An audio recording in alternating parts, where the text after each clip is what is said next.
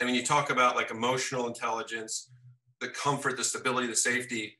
I think it's being at peace with the universe, regardless of your faith tradition. That there's movement in the universe since the Big Bang, since the creation event, whatever you want to call it.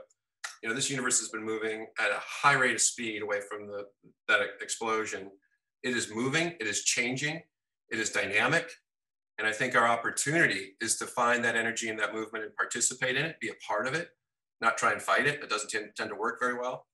And when for me, when I see the universe that way, I think it just frees me up to try new things, to find those places where you can really swim in the current, where you can really dance with that energy. You know, whether it's surfing. I mean, a great metaphor. It's just you're literally riding energy that's moving thousands and thousands of miles through water, and if you fight it, it will crush you every time. And if you learn to ride it and kind of leverage it and dance with it, there's a power and grace that's remarkable, beautiful, and transformative. And I think those are the sorts of things that have kind of undergirded a lot of our thinking about how to move in the world and be a part of the world and participate in the beautiful things that happen here.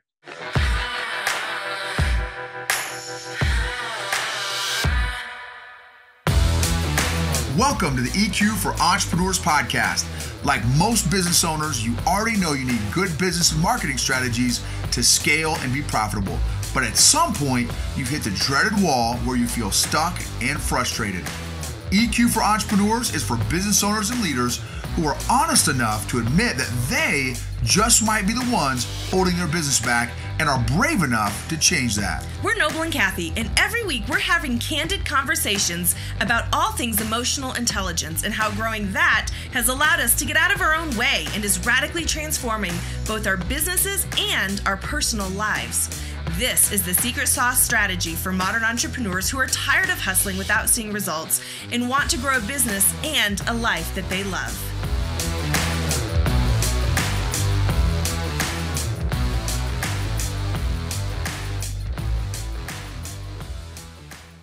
What is going on, super duper Dave and Sarah Vanderveen? Super excited to interview this amazing couple.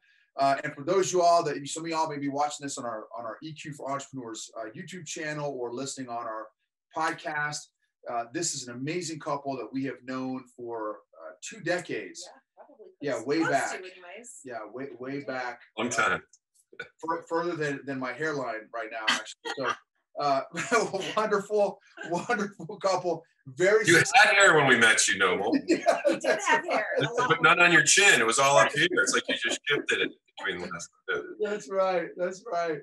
And they have their own podcast as well called Kickasspirational podcast. It's an amazing podcast, a resource. He interviews lots of amazing people, and so it's a big privilege, man. Thank you guys so much for taking your time out, and really excited to learn more about you guys and how you guys have been on the journey that you guys have. Babe, anything that you want to share? No, I say let's dive in. I'm excited to hear from you guys. It's awesome. Awesome. So take us to the beginning, right? How have you guys become the people that you guys have become? Tell us a little bit about your journey, maybe your childhood. How was your childhood, and maybe on into your adulthood?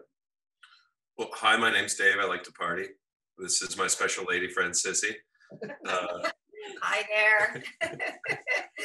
Yeah, I mean, I think we've talked a lot about emotional intelligence, the emotional quotient, EQ, over the years, and I think everyone is on a growth journey. Hopefully, we're all progressing in life. So it's not like we get it right or we have all the answers. But I think, to your point, Noble and Kathy, it's discovering a lot about yourself along the way, and not being afraid to be wrong, not being afraid to, not feeling like you have to have all the answers all the time. I think for me, part of the journey, if I was trying to define the journey for myself right now, it's, learning to not have to worry about certainty. I think certainty is really the enemy of progress and personal development. And, when I think about that, I think about, Sarah and I we both come from Dutch Christian Reformed families, which, we're Dutch Americans. We're born in America, but Sarah's mother, my grandparents, my great-grandparents, your great-grandparents all came from the Netherlands.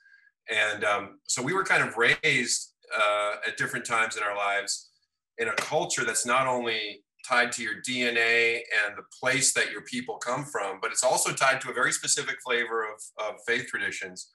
We're not a part of that tradition anymore. We're not angry with it, don't dislike it. It just isn't, it's not our flavor right now. But, being raised in that, you're kind of born into this whole like program with a lot of answers and also a lot of healthy questions. I think we were raised in environments where we were encouraged to ask a lot of questions. That's part of the process. We have a catechism that's a Q&A, and the whole point of it isn't to give you a question to give you an answer. It's to get you asking more questions. And so I think, there's a good part of me was raised not only with the history of the ideas we came from, the history of the places we came from, what those ideas are, like whether it's the theology or the kind of, where those kind of that philosophy comes from. But more importantly, kind of making it clear that, it's good to know what you believe, and it's also okay to let other people believe different things. I think the Dutch have a deep history of tolerance in a very healthy way, which doesn't mean everything's okay. It just means this is what I believe, and you're free to believe something else. Don't mess with mine either. And so I think those things, that foundation kind of set us up to be comfortable exploring the world and exploring other people, other cultures, and other ideas, which again goes very, very far back, and at least by European standards goes back, to the 14 and 1500s with the Netherlands, where we were some of the first trading people. In fact, half of Sarah's family and half of my family are Frisian, which were the early, they still speak the Angles language, the old medieval language in Friesland. It's the only part of Europe that still speaks it. But, the Frisian skiat was one of the first coins used in trade post-Middle Ages, post-Dark Ages. And I think a lot of that has to do with, look, we're a water-based people that had to, if you're going to survive, you're going to go trade with other people. That's how you're going to create, you're going to add value, get value back, and you're going to figure that out because you didn't have enough land to grow your own food and make it work. So I think all of that foundation, that's where we kind of come from. And we were lucky enough to be raised with parents who were very tolerant and capable. And you traveled a lot, we traveled a lot. We lived different places. Sarah lived in, do you want to jump in? Yeah. Sure. Yeah. David and I, it's interesting because we have similar backgrounds. We come out of the same tradition as he mentioned. And I was born in the Midwest as he was, but raised in Northern California and the East Coast. And my parents were, same faith tradition. I would say that our parents were spiritual and religious, and which is kind of interesting. And there's a lot that I still love about the tradition we were raised in, all the things David mentioned. My family, I was the oldest of four, and my education was big. We didn't have a ton of money, but my parents were, my dad was a headmaster of private schools. My mom was also an educator. She's now a retired Presbyterian minister. I'm going to pull you in a little bit so you can get closer to that microphone. But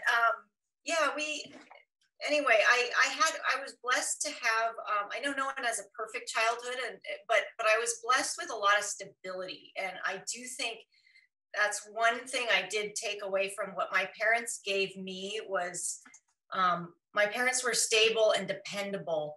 There wasn't a lot of drama in the house, with four kids, occasionally somebody got left behind at piano lessons or something. But if that was as bad as it got, we were pretty fortunate. And that is one thing that I have taken away and tried to build on with our own kids, raising them, is that we have ground rules in the house, right? Oh, we do. We don't slam doors. We don't yell at each other. I remember once when I was probably in 7th grade, I told my dad to shut up. I was exploring new ideas and parental relationships, and that was one that didn't go very far.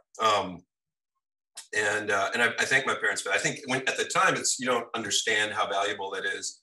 Later in life, when you get a broader range of friends with, many of them dysfunctional homes, you start to realize how lucky we are, not because of some, an amount of money, but because of parents who model relatively healthy relationships, who set ground rules that kind of govern your life, put boundaries on your world for what's okay and what's not okay.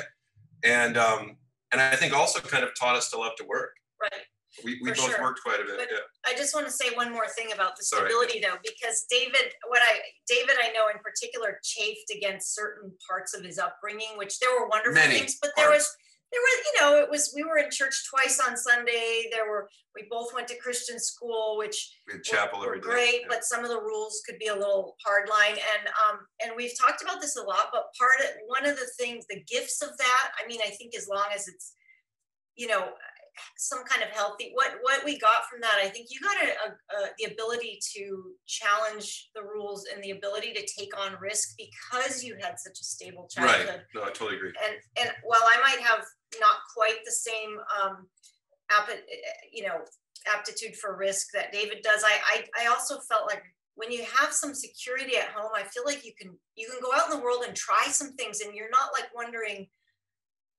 You realize you can go out and do some things and you have the confidence to even maybe fail a little bit. And I do think that's a blessing of stability. As long as it's not a stifling kind of stability, it can allow you to, as a person and our kids, to go out into the world, try things. It's not the end of the world if it doesn't work the first time.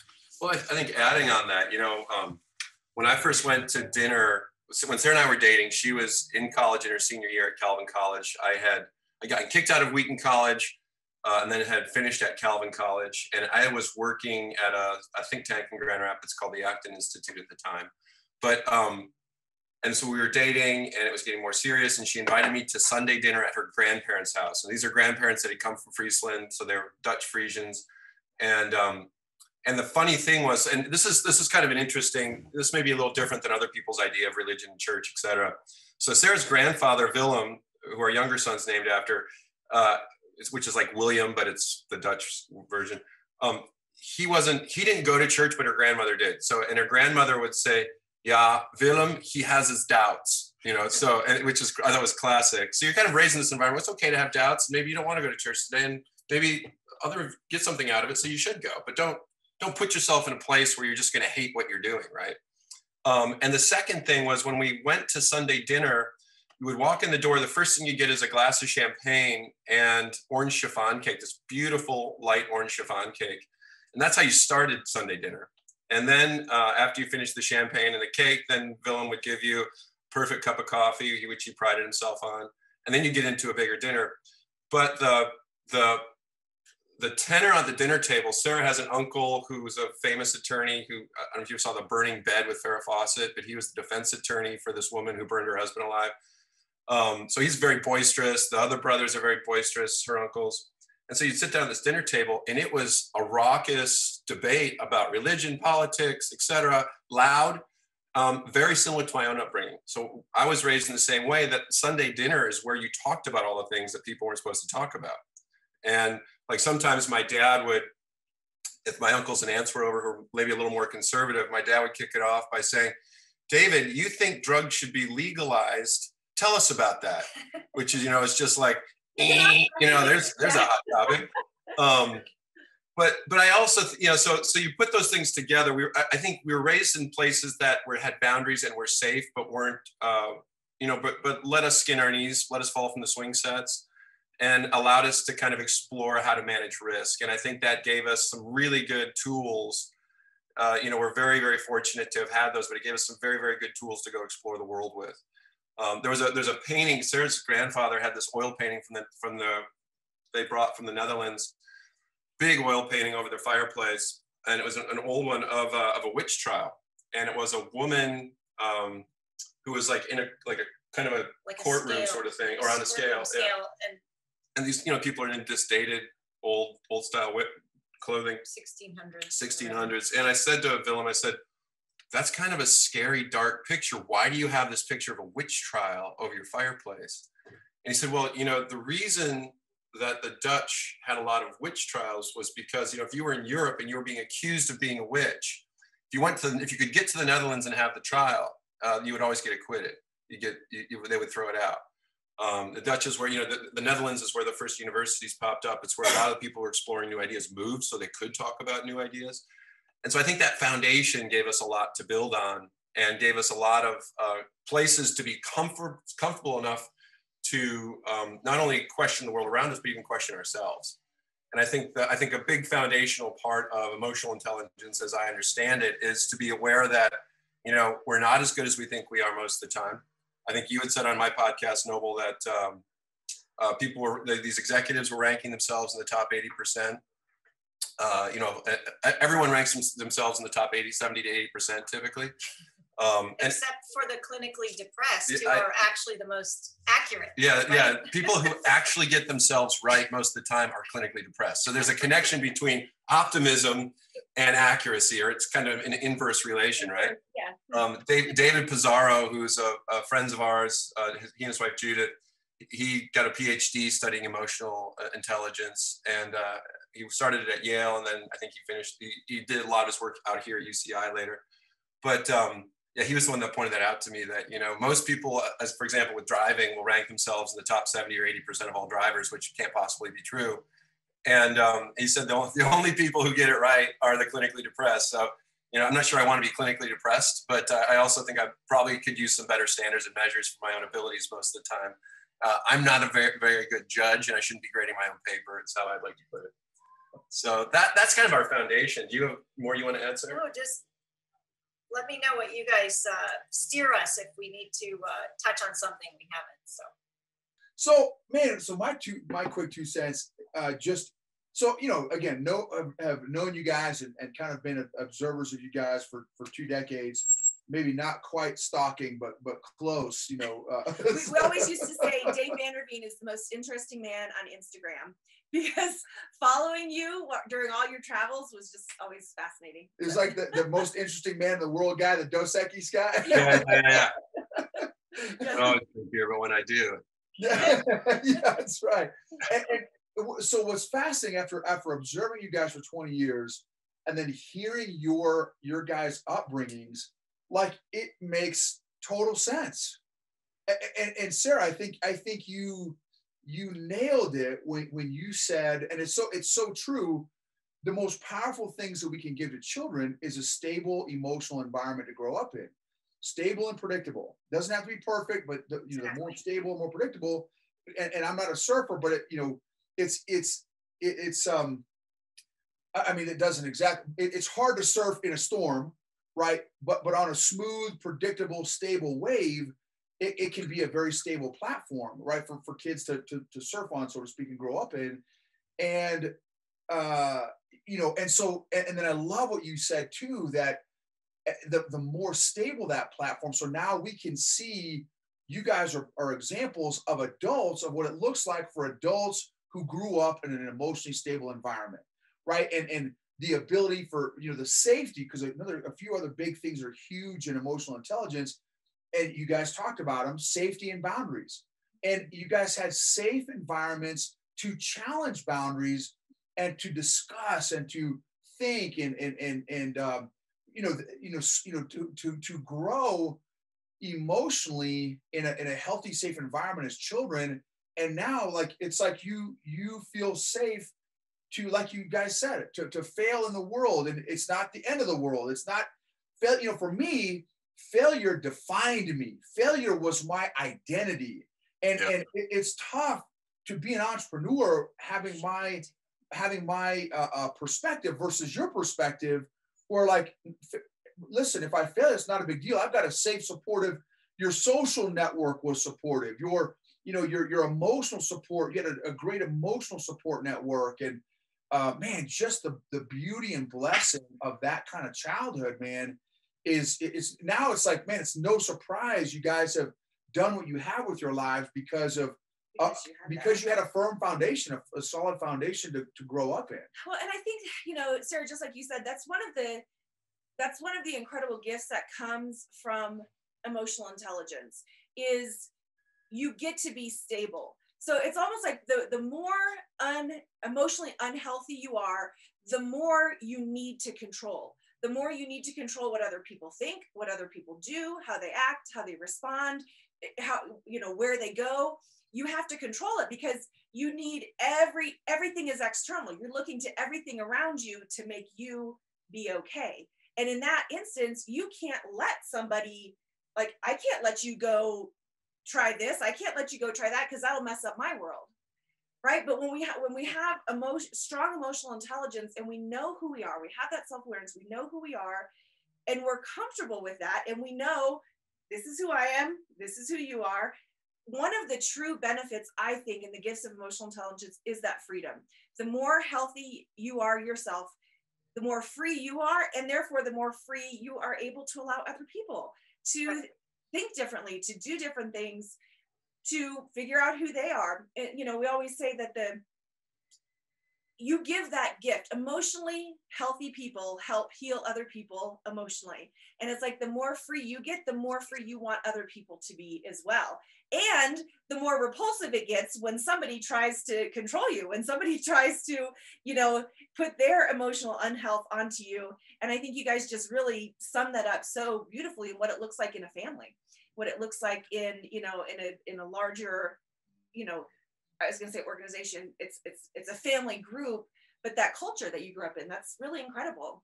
And go ahead. I want to say, guys, just again, I think we all agree that nobody's childhood is perfect. Okay. And even within our wonderful, I mean, I feel, again, we had a stable upbringing, but you're still going to go through stuff. You're still going to, one sibling's going to perceive, you know, moving a house, for an example, moving as stimulating and exciting. Someone else might have a harder time. I mean, so there's all that stuff, but I think if there's that baseline of, again, not perfect, but stable, predictable, loving, it helps you go farther than you would otherwise. It really gives you the opportunity to fail, right? I think having parents, one of the great gifts that parents can give their kids is to acknowledge things when they're wrong and apologize, not have to be right. It gets back to this whole problem of certainty. And I think it's, you know, when you're okay with failure, when you see failure as an opportunity to learn and develop rather than this final mark on some scorecard that somebody's keeping, it just frees you to not worry about it. You know, Rich DeVos used to say in the Dutch Christian Reform community, we say, you know, we use a lot of guilt and shame because there's nothing you can't do so badly that guilt and shame won't make a little bit worse, right? And I think, you know, I have a cousin who's hilarious, and we were joking about some of these things, and I just said, yeah, I gave up on guilt and shame a long time ago. It's useless, right? It's like jealousy. It's like there's a lot of these really negative emotions. Doesn't mean I don't have it from time to time, but I'm aware of it. And when I see it in myself, I can say, hey, that's not what I want. This isn't who I am. I don't have to do this. I don't have to be this. You know, it's funny that you brought that up. You know, I grew up Catholic, and in kind of our family, I think some of our family members have PhDs in guilt and shame. So, you know, and like you said, you know, so I had, you know, another thing I've said too is that, you know, Satan didn't have to worry about me for like 8 years because I was beating myself up as good or better than he can. You had a handle. Yeah. Hey, I don't have to. Yeah, he's good. Because I had the Louisville Slugger, and I would just beat myself in the head every day for like a little 8 years. And finally, God told me one day, he's like, hey, McFly, he's like, how's that working out for you? Right? Is this guilt and shame that you're like relishing, like almost like savoring, right? You know, as you're righteous, like, oh, like you're almost, I'm more righteous because I feel more guilt and shame than you do, right? I mean, and he's like, how is that getting you closer to my will for your life?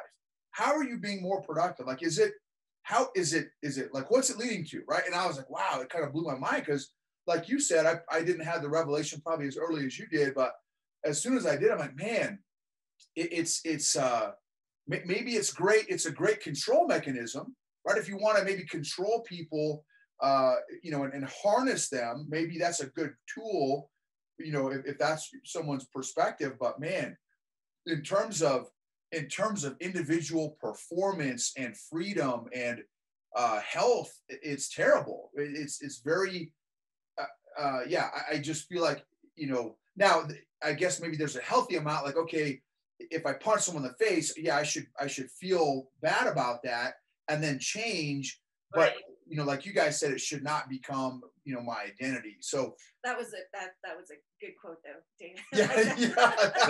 It's badly the guilt and shame, it won't make a little bit worse. But you know, but I also think there's, like you're talking about, you know, when you make a mistake, when you punch somebody in the face, when you yell at your kids, whatever that is, when you're not proud of what you did, I do think that it's good to, rather than, this nonviolent communication idea that we talked about, which is, Microsoft uses this book, Nonviolent Communication. That's how they cured some of their cultural problems there when Satya Nadella took over.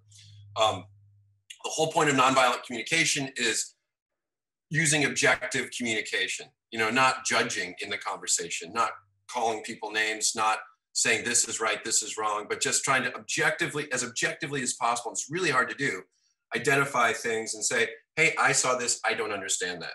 And I think even with yourself, right, there's a great book called The Inner Game of Tennis that Sarah turned me on to that is about that too, where, great tennis players, you'll see the pros, this happens all the time. Serena Williams is a classic. She'll be down 4 games in her first set. It's a six game set. And if you're a normal person, you're like, oh, there's no way I can win this set. Right. She will come back and win it. And what the inner game of tennis is all about, it kind of moves me because I think it's so powerful, is, we tend to think about odds. We tend to think about trends. We tend to think about direction. And we see ... Therefore, the next dot has to be here, when that's not true at all. You can move that dot wherever you want it to be. Those dots are done, right? There's nothing you can do about those anymore. You should be aware of them. You should say, oh, wow, these things happened. Do I like those things? Yes or no?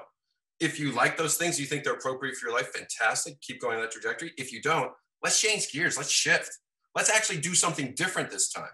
A friend of ours who's very active in AA said, when people join AA, we don't want them making a lot of decisions because their brains have put them in a lot of bad decisions. In fact, we tell them, if your brain's telling you to do something, you probably need to do the opposite right now.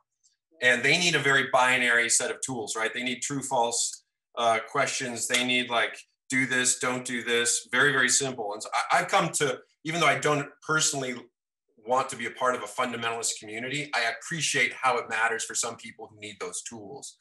And I think where, hopefully grow past that. I think it was St. Augustine who said, literal truth is for children. It doesn't mean it's bad. It just means it's a very simple structure. And one of the things my dad sent to me, I had helped Rob Bell write a follow-up to his book, Love Wins. We wrote a companion guide for people who wanted to study the ideas and go deeper into them and lay out kind of the foundation, the church history and the philosophy that undergirded a lot of things he wrote. And my father was using it in a small group that he has in the Midwest with, people who've spent a lot of time thinking about these ideas. And they actually liked the guide quite a bit. And I said to my dad, I said, so what do you think about the book? How broadly do you think it'll get used in, in your church, in your community? He said, well, I've been on the head of a school board in Christian schools here. I've been an elder in our church. I've been the president of our synod. He said, what I found is there's only about 10% of people who actually want to ask the questions. He said, so he said, don't be surprised if everybody doesn't embrace this, because most people just want the answer. Most people don't want to do the real work.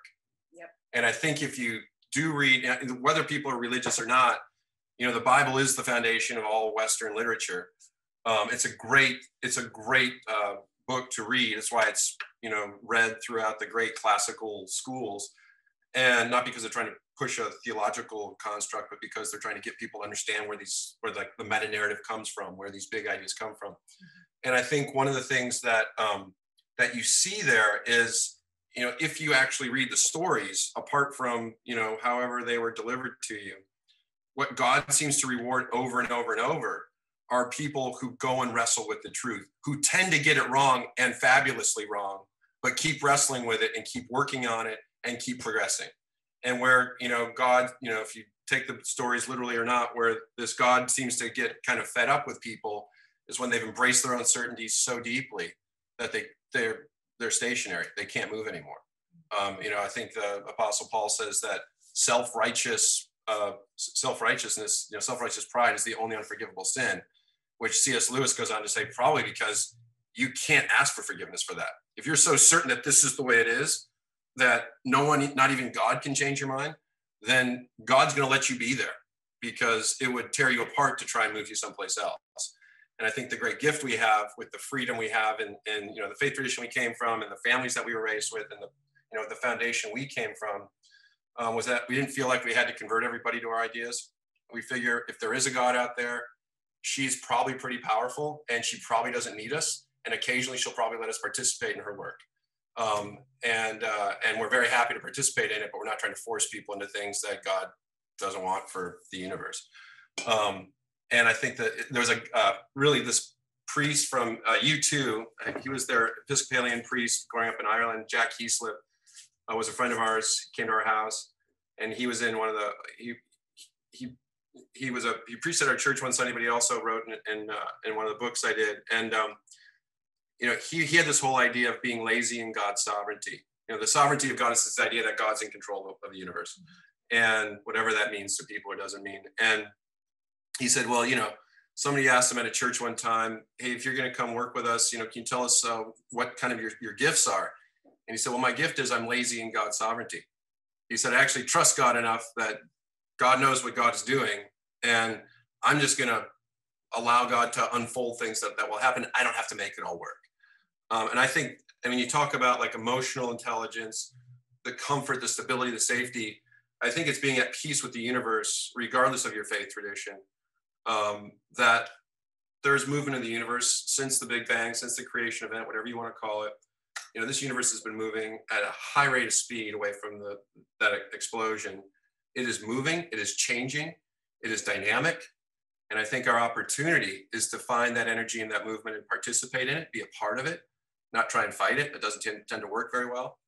And for me, when I see the universe that way, I think it just frees me up to try new things, to find those places where you can really swim in the current, where you can really dance with that energy. Whether it's surfing, a great metaphor. It's just you're literally riding energy that's moving thousands and thousands of miles through water.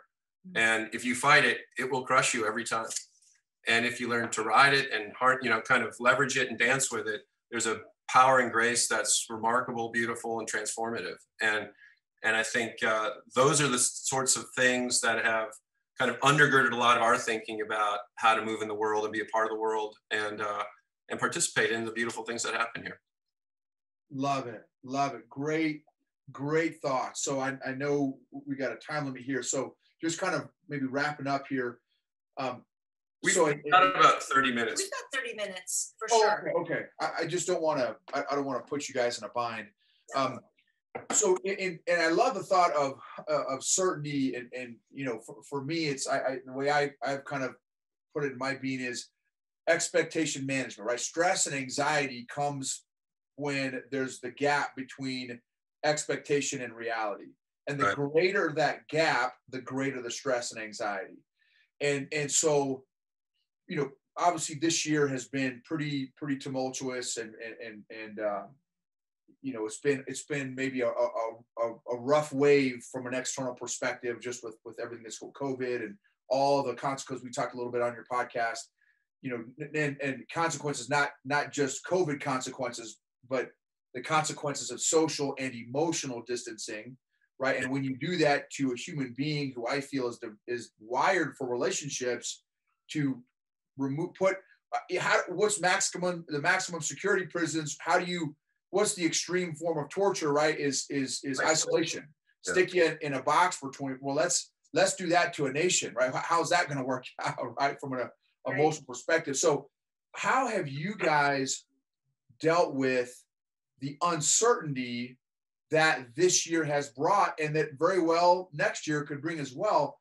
And I think from one perspective, entrepreneurs are kind of used to this, because entrepreneurs, there are very few waves that are the same in the entrepreneurial world. We get big waves and little waves, and timing is not the same. And there's a lot of uncertainty in the entrepreneurial world.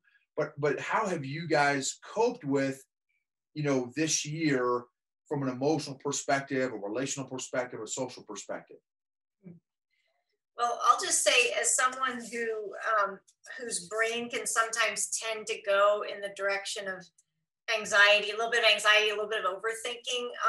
I was just thinking about something that I often tell our oldest son, who can sometimes overthink things too, is for him and for me, I have to tell myself, underthink it. I know that doesn't make sense to everyone, but sometimes you can process too much. And if you're a person who already, your brain can become a little anxious, it doesn't really help to over process what's going on in the world. I find that there's a lot of comfort in just sort of movement, getting outside if you can.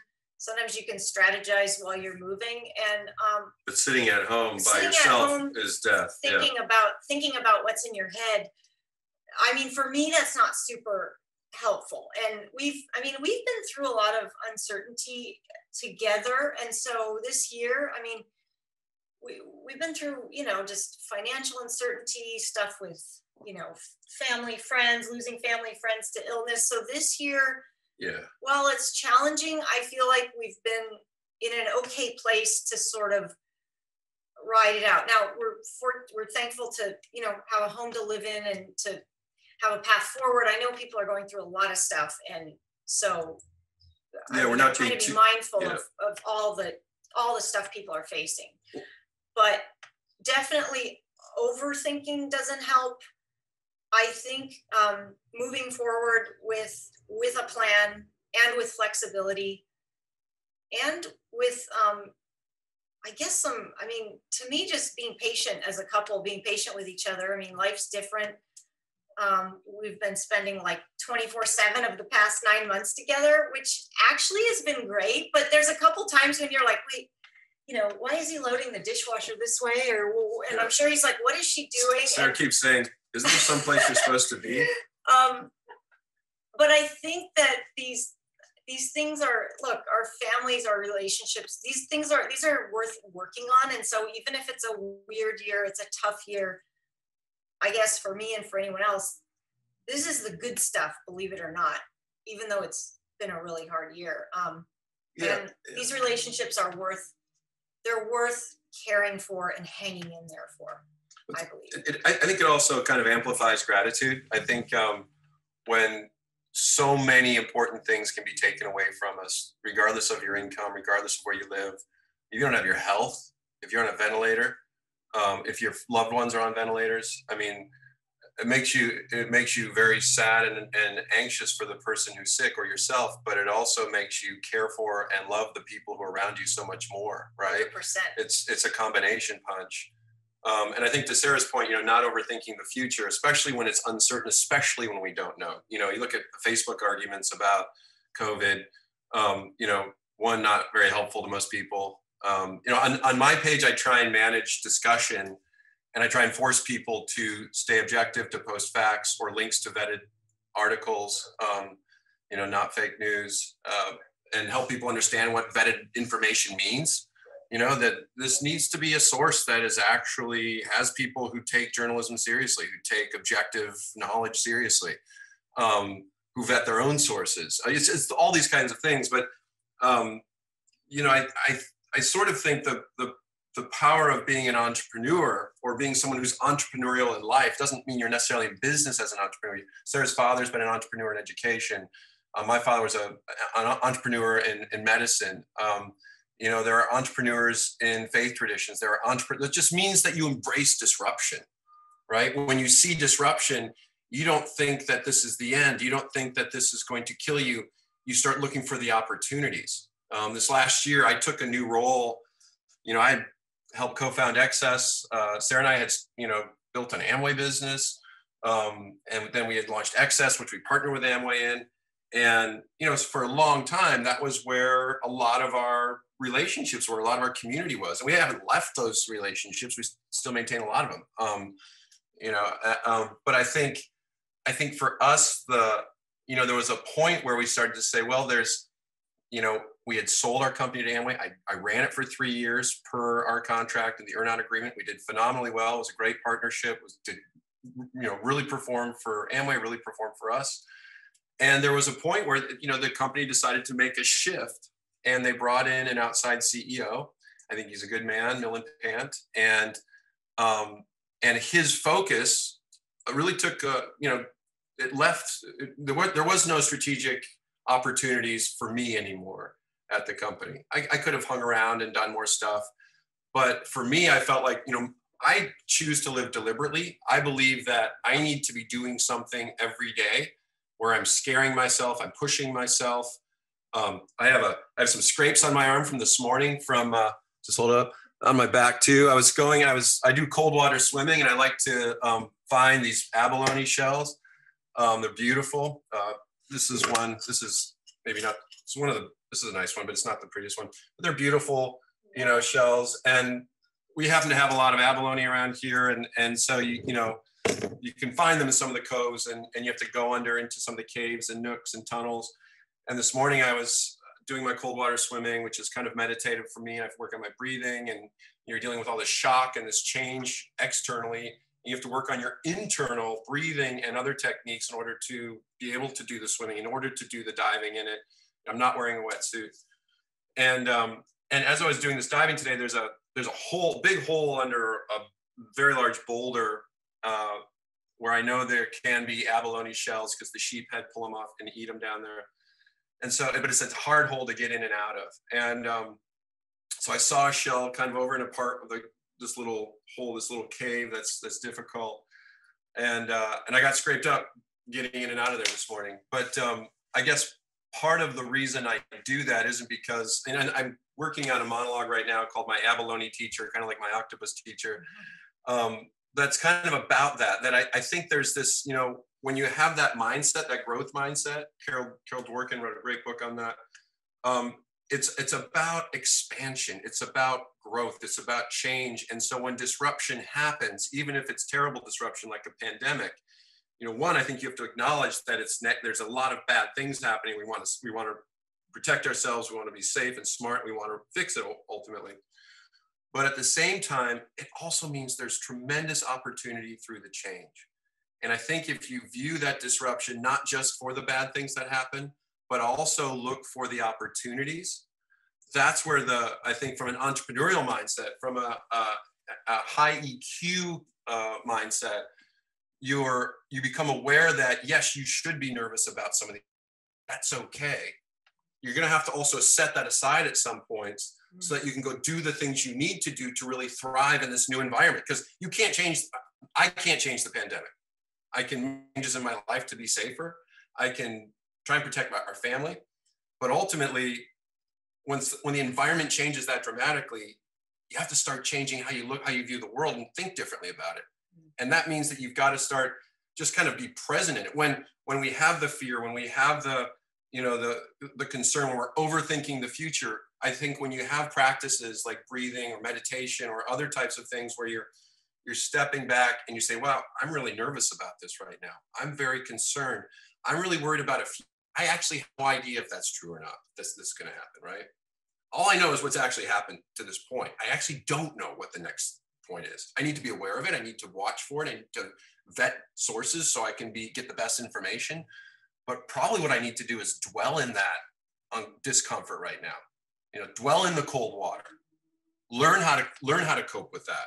Because learning how to cope with that, learning how to dwell in that, will give you tremendous strength and develop you into a much better person if you're willing to do the work. This weekend we're hosting a Wim Hof. Does these Iceman. He does these really great meditative breathing practices that transform your body. It's like fire breathing in Kundalini, which is actually where I think it probably comes from. But he started going into cold water in the Netherlands and fell in love with cold water, and then figured out, hey, I better figure out how to change my body a little bit, or I'm going to die because this hypothermia thing's real. And so he learned some new practices that Western scientists have actually thought were crazy, and now they're learning actually do tremendous transformative things in your body. But it was a huge game changer, right? And so I think it's, to me, when you think about I think what you're asking about is an environmental change, an environmental disruption. How do you deal with that as an entrepreneur? How do you approach that from a healthy EQ standpoint? I think it comes from learning to be comfortable in the discomfort, learning to embrace the discomfort, and then looking for the opportunity when you're in that discomfort, like me finding an abalone shell down in a very difficult cave this morning, getting, not really badly stuck there, but I got jammed up a little bit for a second, and then got back out. But that's part of my practice, is scaring myself a little bit every day, doing something that I might not want to do, overcoming that dread, that fear, and pushing myself, and then finding the transformation at the backside of it. Love it. And like we talked the other day too on your podcast, for me, it's like it's relaxing in the disruption. For me, my diving with abalones is jujitsu, and I don't know if abalones can choke you, but a little different. You know, I'm not diving in rocks. It'd be tough for me if all my real estate to squeeze through some of your. we have some bigger holes, no, but we can get you. Yeah, I'd have to find bigger, like a cave or something, to be able to dive in. You know, but when someone's choking you, or someone's got your arm in an uncomfortable spot, your leg, or whatever, you know, a joint manipulation, you know, and I've told my daughter since she was a little kid, I said, what's rule number one? And she knows.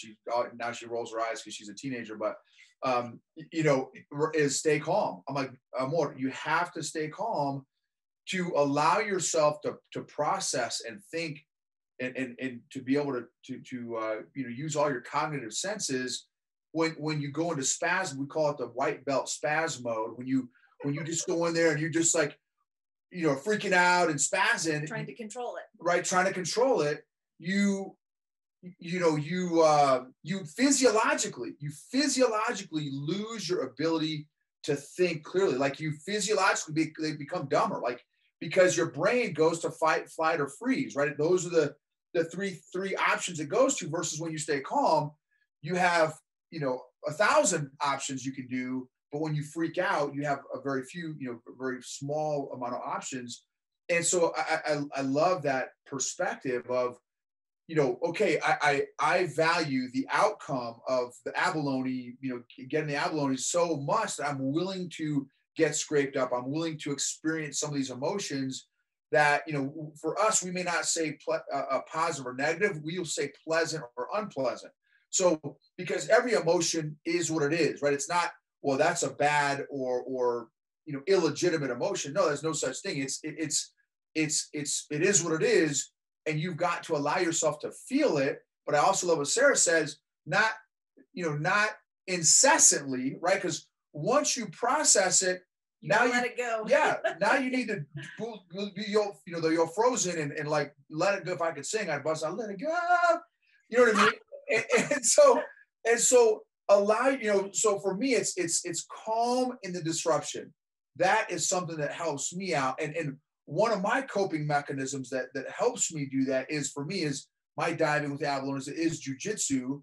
You know, that helps me, you know, because it's for me, you have to have the mental awareness, the emotional awareness, but also you got to be aware of your whole body. So it's body awareness. There's a lot of different things there.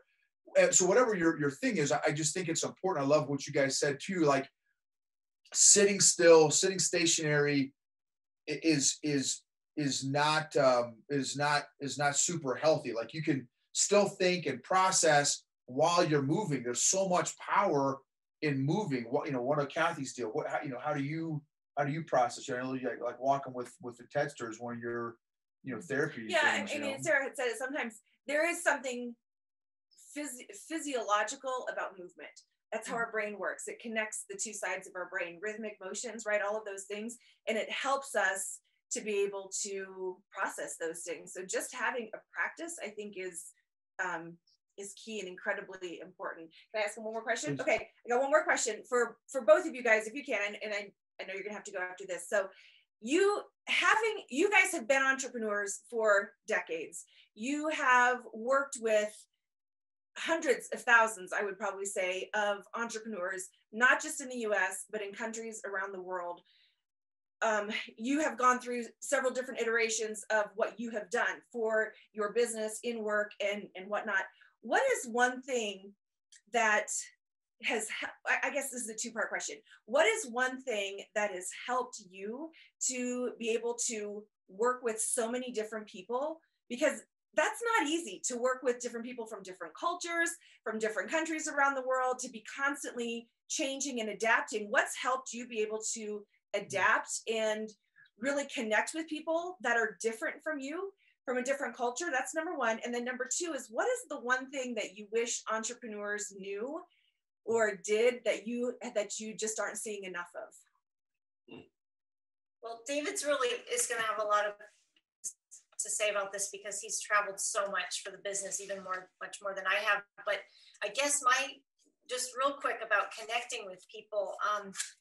I find that again, this is going to sound really basic, but being present, as someone who can be an overthinker, sometimes I'll start to think about an interaction and I'll be like, okay, what am I gonna, I want to communicate this, or how am I gonna, and what I want is, for me, again, maybe not everyone overthinks, but honestly, for me, being present with people and connecting with a person as an individual, and there's something just that's so beautiful about, all the people we've met with and done business with, I love to connect with someone one-on-one or in a small group, and you realize that we're all kind of the same. We all kind of want the same things. They might have a faith, tradition, culture, politics, government they're living, language even.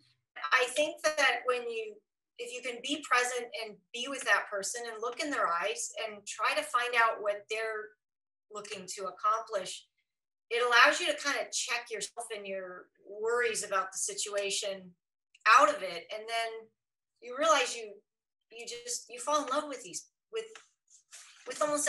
everyone you work with. And David has done a lot of this, interacting through translators and all these different markets all over the world that he's worked. I've just found that being present in one-on-one communications to be really helpful to me. Super basic. I feel like this is Mr. Rogers stuff, but it's also profound. So, 100%, Sarah. That's great. That's excellent. No, I think, yeah. No, and I think, sometimes the best truths are the simplest ones, because those are usually the truest ones. Hemingway used to say that just write one, if you don't know how to, just write one true thing. Start there. What's one true thing? His elegant writing, his very simple writing took a lot of work to make it that simple and that elegant. I think Mark Twain said, I would have written less, but I have enough time, right? Because refining to less is actually, elegance is hard work. For me, because I have traveled a lot. We have business in 60 countries, and this new role I took this year that I was just recently bought out from again, which I love being bought out. I love selling out. It makes me feel great. But the thing that I've learned working around the world in Asia and Europe, South America, North America, I have never worked in Antarctica, but I'm open to it. Oceania, India, etc., Central Asia, Kazakhstan's one of our favorite people. I love the Kazakhs. The Kazakhs. They're but wonderful. The thing I think I've learned the most is that if you really believe that all truth is universal, all truth is God's truth, as we would say from our tradition, then when you meet people who are very different from you on the surface, I think your goal is to understand what you have in common, to understand where the opportunities to build bridges are, to ask a lot of questions and be curious, not show up with the answers. I had a great tenure with Growers First. It's a nonprofit. It works with rural, poor, high altitude coffee farmers, typically in the equatorial regions of the world. And we used to do a thing called 10 beans, where we'd go into a village, we'd separate typically the husbands and wives into different meetings. We'd ask the men and the women separately, what are the top 10 priorities of this village? And we usually throw out the men's answers and focus on the women's. Because guys they're generally clueless, including me. And it's good to be aware of that. But the thing that we would do then is we would ask them to weight those top 10 things with coffee beans, so you could kind of put 3 beans against 1, et cetera, but you get a priority list effectively. And we could figure out where what we wanted to do as enterprise would overlap with the things that they cared about. And then you'd find things you could really do together. But you had to ask a lot of questions to get there. And you had to discover a lot about yourself and about them. And you had to realize that you weren't coming to save them. You were coming to work alongside them and to learn from them. And that you had a wonderful opportunity to do that together. And I think when you give people that level of respect and dignity, you learn a lot about yourself in the process. Wherever I would travel, a lot of people, different skin colors, different faith traditions, different cultures, different languages. A lot of times people want to take me to where they worship, their shrine, their church, their temple, whatever it was. And I love doing that. I love hearing about that. I love to find the common ground there. One experience, I was in Abu Dhabi with some business partners, And they brought me into a mosque, and it's a beautiful mosque, and they wanted to show it to me. And then they said, hey, you need to repeat this phrase. And I knew what they were doing. I traveled in the Middle East quite a bit. And they're asking me to say Allah is God and Muhammad is his prophet, but in reverse. Because if they get you, some Muslims believe if they just get you to say it, now you're a Muslim. And I said, okay. And so I started saying it. They're like, oh, they start laughing, like, la, la, la, la, la, you are a Muslim now. And I was like, yeah, cool. Muslim, Hindu, Christian. Yeah, I mean, if there is a God, I'm pretty sure that God expresses itself to us in a lot of different specifics. I don't actually believe being born Dutch Frisian in that tradition was like the only way that you could experience God. I think there's lots of ways you can experience the universal truths of the universe. And I'm just trying to understand how you do it. And then, they would tell me all about it. And my big questions would be all around, so how does it work? How is it working for you? Is this working well? Is this giving you deep joy? Not happiness, but deep joy.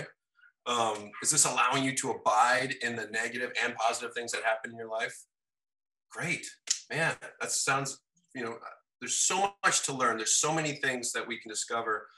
And I think in America, if we're talking about American entrepreneurs, when you're born in a place and a language and a culture and a people, unless you travel, it's really hard to see outside those boundaries. And, for a long time, I think Americans were had the fewest number of passports per capita in the world. And so, I think it used to be less, like 20% of Americans had passports up until like not that long ago, like the last 2 decades or so, maybe the last decade. Yeah. Maybe. Now there's a higher percentage of people that have passports, but you could go to Mexico without a passport, Canada without a passport. People just didn't need them if you weren't traveling extensively. And it was expensive to actually go over the Pacific or the Atlantic. So a lot of people didn't, right? Most people grew up within about a 20-mile circumference of where they were born. And, the funny thing is, I can see it here in Laguna Beach just as much as I saw it in Holland, Michigan. There is a parochialism, this sense of this is the world I live in and this is how it works. And these outsiders are wrong. That does not serve anyone. I guess it serves people who want to be in a parochial society, but I find that horribly stifling and not very helpful to understanding the world or the universe. And so I think, one, if you're an American entrepreneur, I would strongly encourage you to actually travel, which doesn't mean go to, the Hedonism 3 in Tulum or something like that. It means, don't go to some all-inclusive Club Med, actually travel, actually live with people, actually learn another language, actually get out of whatever Western 5-star hotel you're staying in and stay in a village overnight. We were just talking with our older son. His girlfriend grew up her grandfather and father were lifelong diplomats. So she grew up all over the world. Our kids have been fortunate. We've tried to give them the gift of travel since they were little and take them all kinds of different places. And one of the things we were talking about was, as an example, was eating tripe, which is, stomach. It's like an organ meat. And you don't usually see that in the United States. And we were down in down in Oaxaca, Mexico, and these grandmothers had made lunch for us. And, they don't have a lot. So when we taught our kids when they're very little, you don't have to like it, you got to eat it. Because these people just put a lot of time and effort and gave their resources that they don't have very much of to people like us. And if we don't show them gratitude, that's our fault, right? So it was funny, we were sitting, having this lunch and the soup shows up and, lovely people, lovely food. Sarah and I quickly identified the meat in there as tripe. It's very chewy. Yeah, it's extremely chewy. And our older son was just like chewing gum, he's just like, rah, rah, rah, rah, rah, rah. He's like, this meat's really chewy. And I'm like, yeah, it's kind of meat. Yeah, I just keep going, buddy. But I think, that it's that learn, and our kids also saw, they grew up in Laguna Beach, a nice place, but they also saw that if you're up in a high altitude mountain village in Honduras and you're with a family that has a dirt floor and they're giving you a meal or you're playing soccer or whatever you're doing together, those people are just sometimes happier because their expectations are different than people who live in a place where you have everything. And I think those kinds of experiences are deeply transformative, and you start to see the world as a very different place, and you start to realize, I don't actually need all this stuff.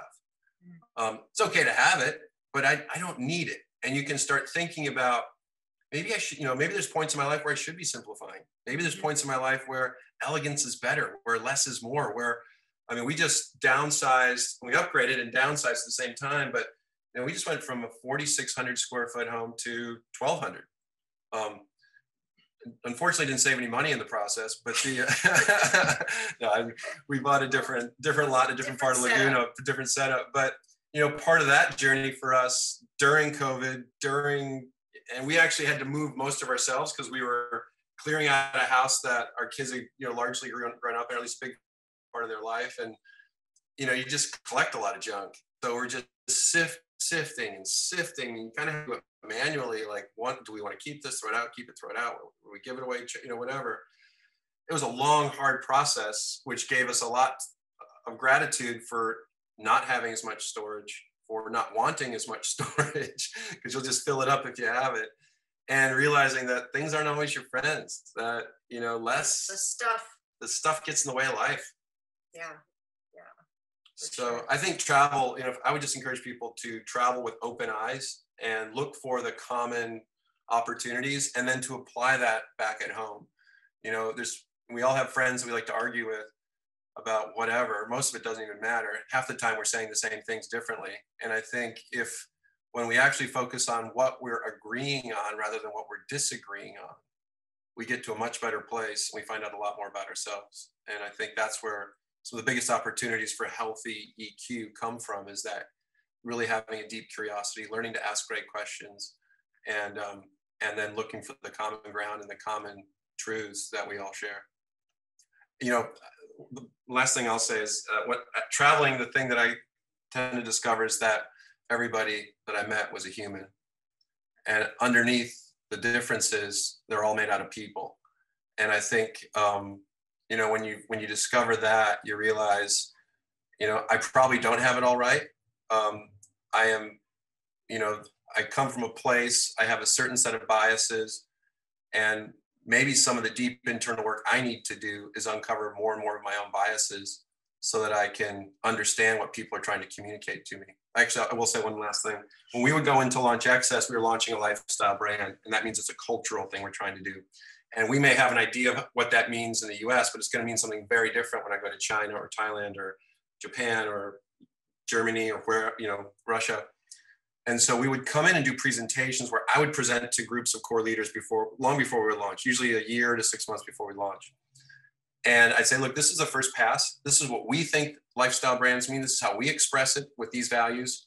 But the feedback I want is, how do you want to express it here? Because in Southern California, it means one thing, but we need to translate this, not just a literal language translation, but a cultural translation. And so we would go and come back, go and come back, go and come back. We wrestle with the ways that this concept, in that case, it was excess, energy drinks and sports nutrition. How are we going to apply this lifestyle brand in this market, in this culture, with your teams, with your communities? And that process was us presenting and then us listening. Us presenting, listening, us presenting, so a lot of active listening, a lot of looking for where we had things in common. Sometimes we had to change flavors, ingredients. Sometimes we had to change the activities we did. Sometimes we had to, there are all kinds of things we had to do. But the greatest thing about working with a brand where you're developing flavors and you're developing culturally is you learn really quickly that you're going to be wrong a lot. And that the way you're going to find the right thing to do is by testing and being wrong, testing, being wrong, testing, being wrong. And then when you find agreement, which is what you focus on rather than disagreement, you end up finding some amazing things to do with other people who are very different than you. And when you do that together, you find that you have so much in common that you weren't aware of. And it creates these deep bonds that are just really profound. And I think that's some of the greatest work I've done to date in my life is learning about myself by trying to help other people launch businesses that I was directly connected to and had my own skin in the game on. And you got some losses, but man, it makes the wins feel better, and you learn so much about yourself and so much about these other people that it gives you great faith in humanity. Amazing, Dave and Sarah. Thank you guys so much. How do we follow you? How do we find you guys? How do we follow you? How do we stalk you guys? Well, I have a podcast called Kickasspirational, and that's at Kickasspirational on Instagram, Facebook. You can find it under any podcast. It's a term we developed with Excess, which is all about being kick-ass in a positive and, a very kind of inspirational way. We had a brand guide where we would say, hey, this is cool. And some of the ladies at Amway who were marketing, who maybe didn't have the same ideas of cool as we did, we'd be like, yeah, AC/DC is cool. And they're like, no, Barry Manilow's cool. And I'm like, okay, those are both cool to different people. However, for this brand, it needs to be kick-ass, right? I think that helps define it. And Barry Manilow is a good guy, I'm sure, but not kick-ass. So AC/DC, definitely kick-ass. Led Zeppelin, definitely kick-ass, right? And Sarah loves the 9-minute version of Kashmir. But I think that, so that's Kickasspirational, and then just our names, Sarah Vanderveen, Sarah with an H, Vanderveen, Sarah Cooks Vanderveen, and David Vanderveen on social media. But those are great ways to find out more about us. Sarah has a great publishing company called Brook Street Books. If people want to explore poetry and regional poetry and Southern California art books, gift books with a regional focus, and that's brookstreetbooks.com. Yeah. I have an Insta, and then I have personal Insta. David's got my a lot of stuff.